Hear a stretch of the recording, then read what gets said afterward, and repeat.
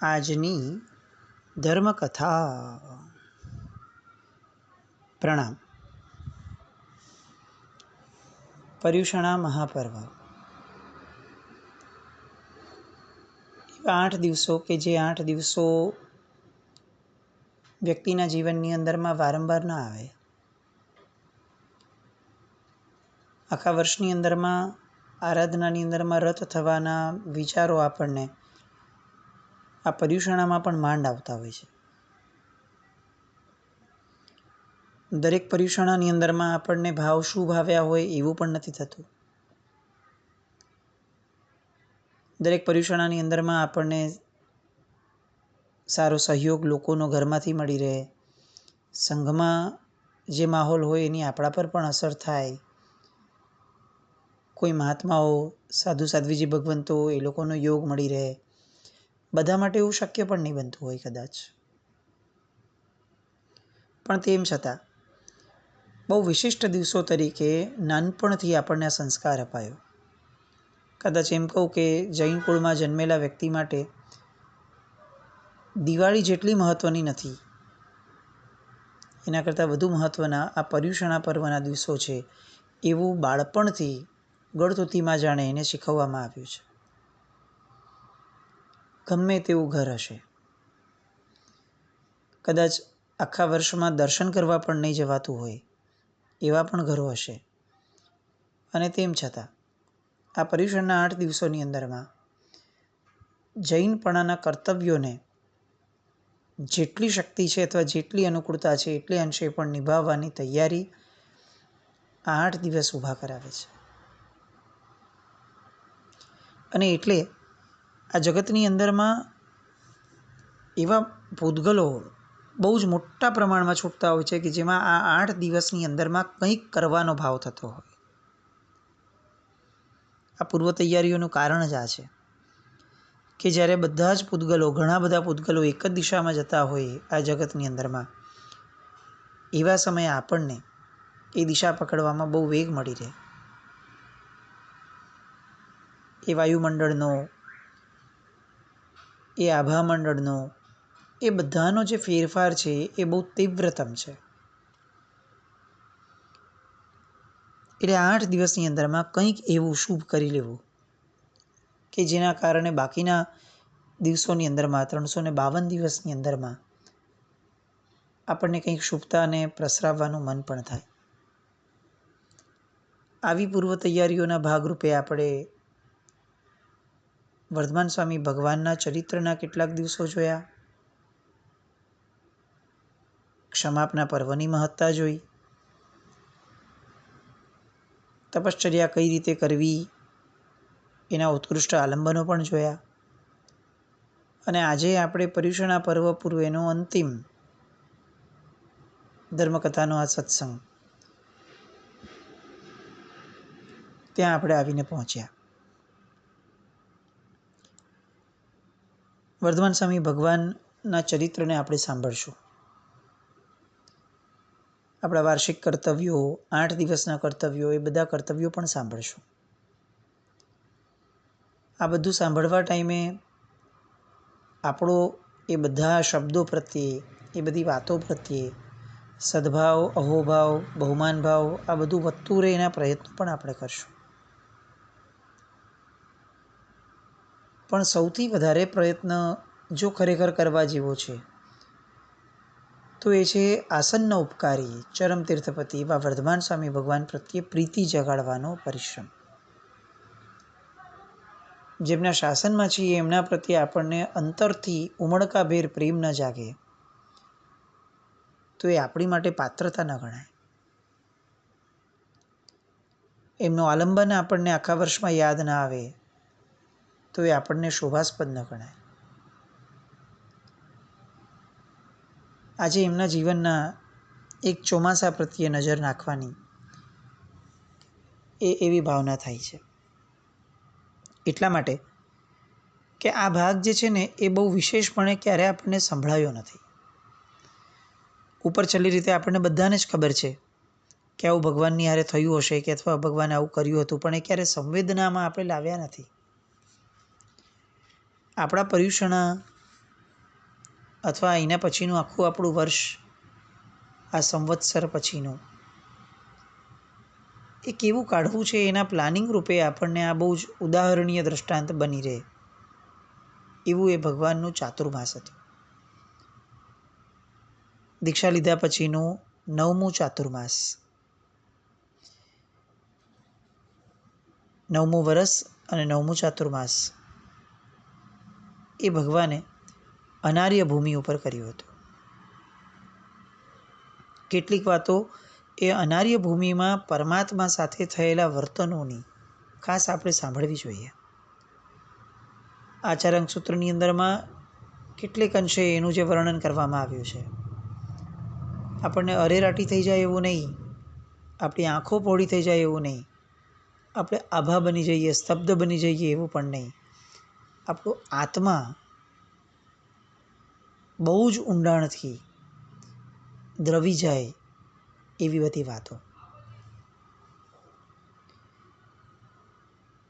9મું ચાતુર્માસ, 8મું ચાતુર્માસ પૂરું થયું એ પછી તરત જ પરમાત્મા સાધનાની પરાકાષ્ઠા માણવા માટે અનાર્ય ભૂમિ તરફ વિહાર કરવાનું એમણે શરૂ કર્યું. વજ્રભૂમિ, શુદ્ધ ભૂમિ અને અંતે લાટ પ્રદેશનો અમુક વિસ્તાર, એ એમનું 9મું ચાતુર્માસ હતું. આખું વર્ષ ચાતુર્માસ ઉપરાંત પણ આખું વર્ષ પરમાત્મા અનાર્યોની વચ્ચે રહ્યા. અધિકાંશ સમયે આહાર ન મળે, જળ પણ ન મળે, વસ્તી પણ ન મળે એવા ક્ષેત્રો. એ સમયની અનાર્ય પ્રજા, એમની માટે એવું લખાયું છે કે એ એવી પ્રજા હતી કે જેને અજાણ્યો માણસ દીઠો પણ ન ગમે. અને પ્રજા કેવી, તો એનું એક વાક્યમાં વર્ણન એવું કર્યું કે માણસના ખોડિયાની અંદરમાં પશુ, એટલે એ સમયના અનાર્ય લોકો. જંગલી, સાવ જડ કહી શકાય, ક્રૂર કહી શકાય, ઘાતકી કહી શકાય એવા લોકો. અને આવા લોકોની વચ્ચે જ્યારે કોઈ વ્યક્તિ રહેતું હોય ત્યારે એની પરિસ્થિતિ કેવી થવાની, એ આપણા કલ્પનાના બધા જ સીમાડાને પાર કરી દેવી.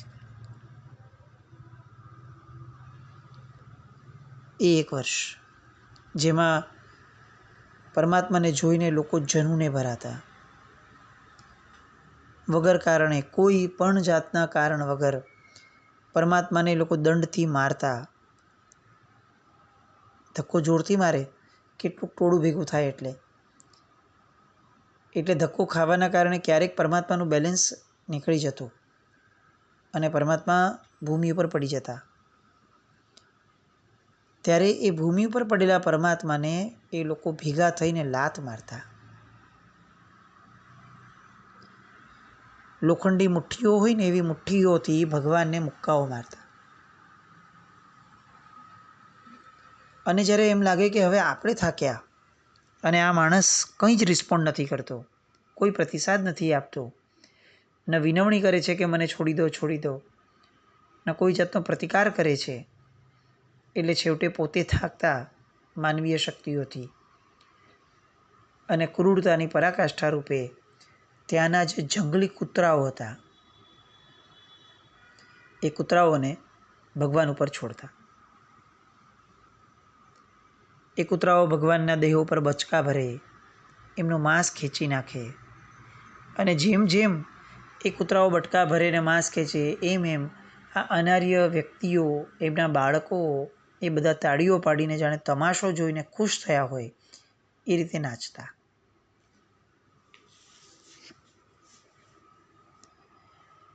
એક કૂતરું કરડે ને તો પણ આપણી પરિસ્થિતિ શું હોય છે આપણે સમજીએ છીએ. અને આચાર્ય સૂત્રો એવું લખે છે કે એક એક સમયે ઘણા કૂતરાઓ એકસાથે એમને વળગી પડતા અને ભગવાન એક પણ કૂતરાને ભગાડતા ન હતા. કેટલાક કૂતરાઓ જ્યારે દૂર ઊભા હોય ભગવાનથી, ત્યારે આ અનાર્ય પ્રજા, અનાર્ય દેશના લોકો એ કૂતરાઓને લાકડી મારી અને ઉકસાવે કે તમે આને કરડો, ઇશારાઓ કરે.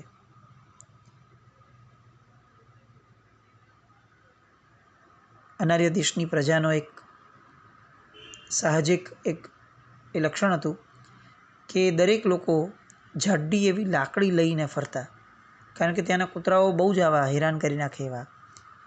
એટલે લાઠી હોય બધા પાસે, એટલે લગભગ કોઈ કૂતરો કરડવા માટે બહુ સફળ ન થાય. પણ ભગવાન તો કઈ લાઠી લઈને આવેલા, એટલે દરેક કૂતરાઓને જાણે મોકળું મેદાન મળી રહે એ રીતે ટોળું પડીને એ ભગવાનની પાછળ પડતા.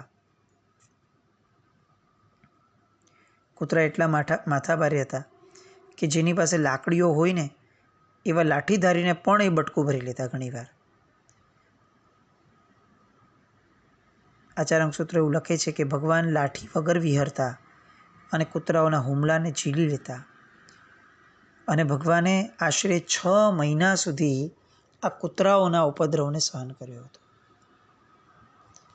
આપણે અત્યારના અહીંયાના સામાન્ય કૂતરાઓને સહન નથી કરી શકતા. એ અનાર્ય ભૂમિના જંગલી કૂતરાઓ એ કેવા હશે આપણે વિચારી પણ ન શકીએ.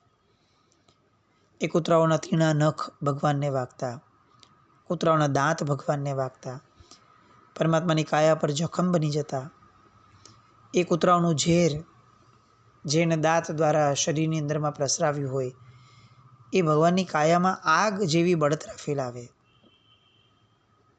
કોઈ બચાવવા ના આવે, કોઈ લેપ દવા કરવા ના આવે, કોઈ કૂતરાઓને ભગાડવા માટે ના આવે. દેદીપ્યમાન એવા દેખાતા ભગવાન એ પણ આ કૂતરાઓના બટકા ખાઈ અને એમની કાયાને અત્યંત કૃશ બનાવવા જાણે મંડી પડ્યા હોય એ રીતે સ્થિર ભાવે રહેતા.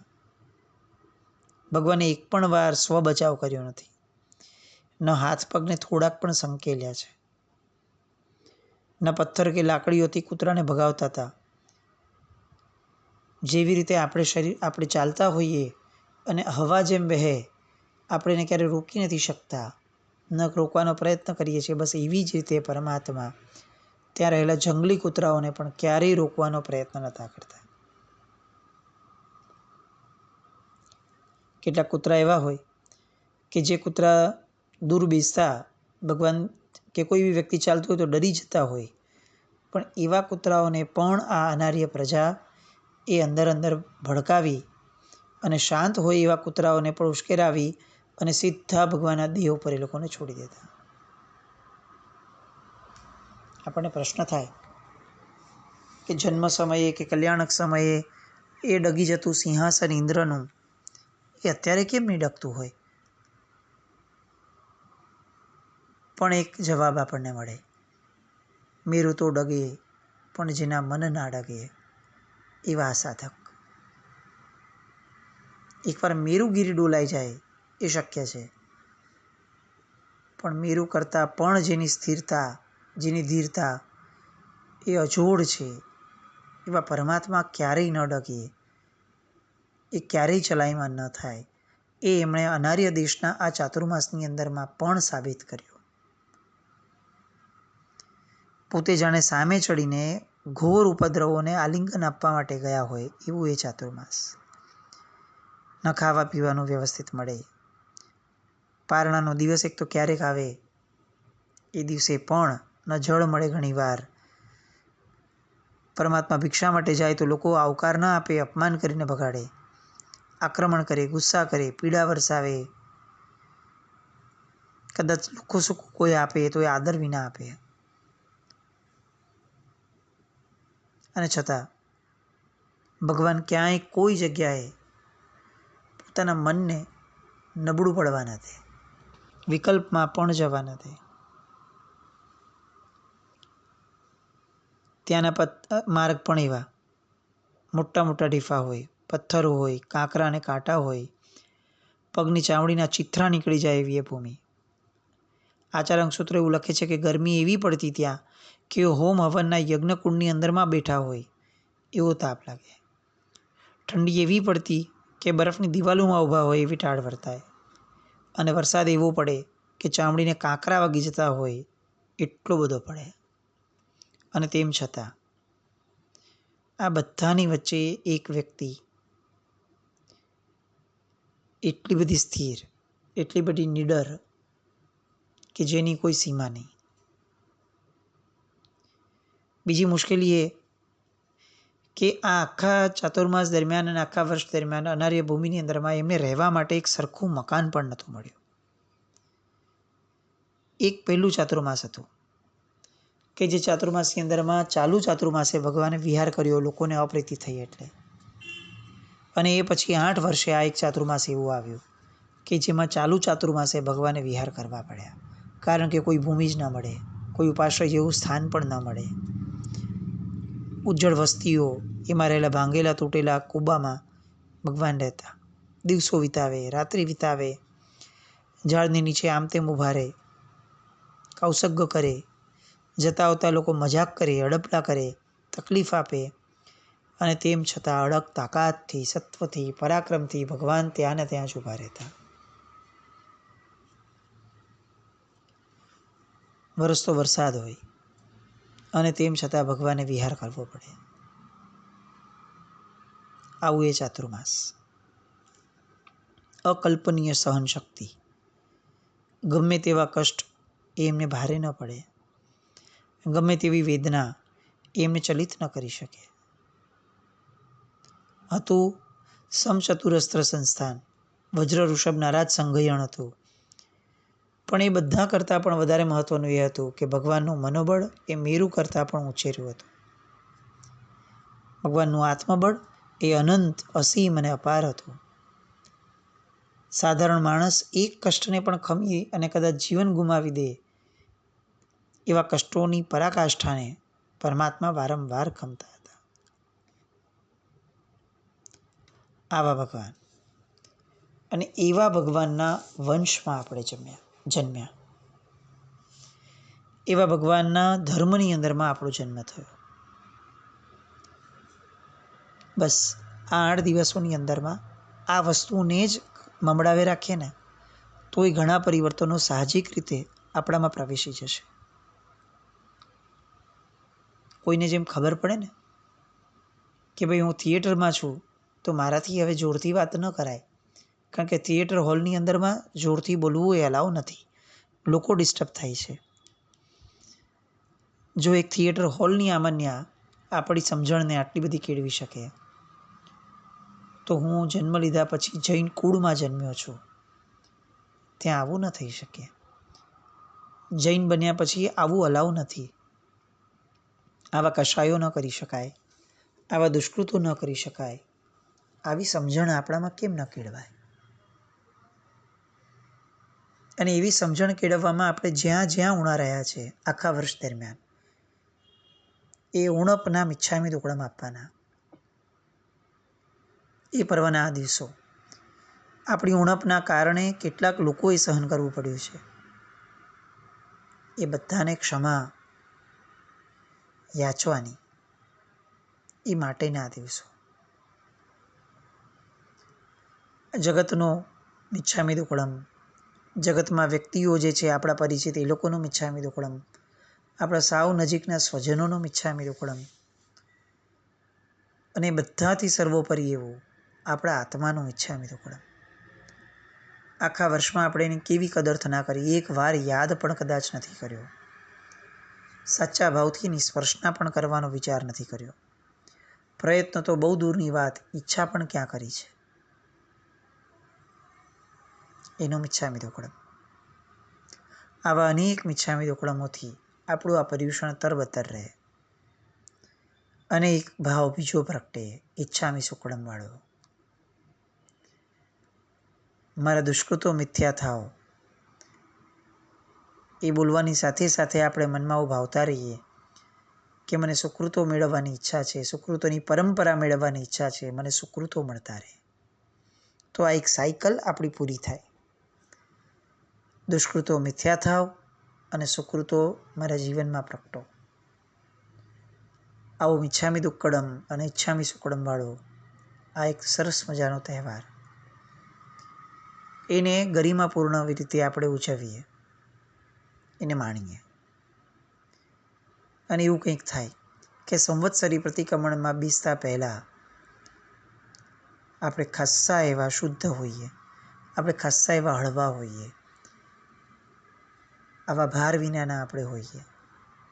એવું કંઈક આપણી સાથે થાય એની માટેની જરૂરી માનસિક મહેનતો એ પણ આ 8 દિવસમાં બહુ જ સરસ રીતે થાય.